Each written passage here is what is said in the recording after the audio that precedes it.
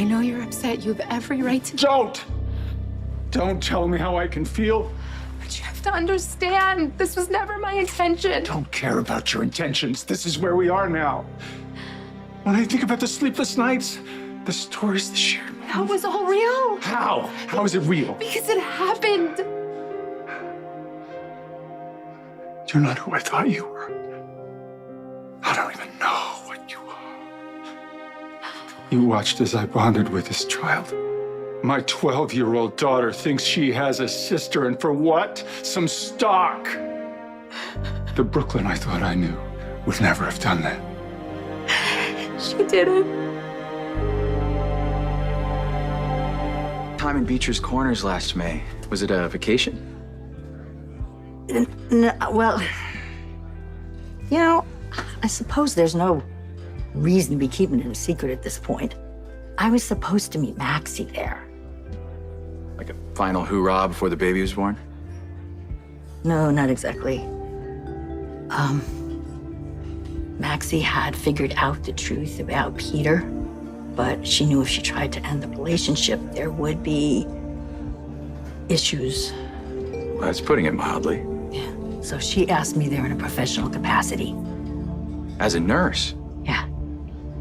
The plan was for me to deliver Maxie's baby in secret. You know, this took me by surprise, too. Don't you compare our experiences. They are nothing alike. I know. I'm trying to explain myself. Can I do that? Please? It started out with like, oops, I'm pregnant, and Valentine thinks he's the father. You led me to believe I was the father. So I did something I'm not proud of. Okay, I used the situation to my advantage so that I could get ELQ back.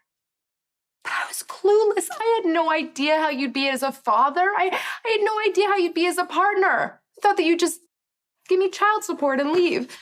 Which, by the way, if you'd accepted, would have been fraud. But go ahead. Do you remember moving in? Do I remember moving into the Quartermain mansion? I mean, me. How opposed to it I was. Why do you think that is? What started out as a stupid means to an end turned into you and your daughter moving into my home. With my family, our family, the four of us.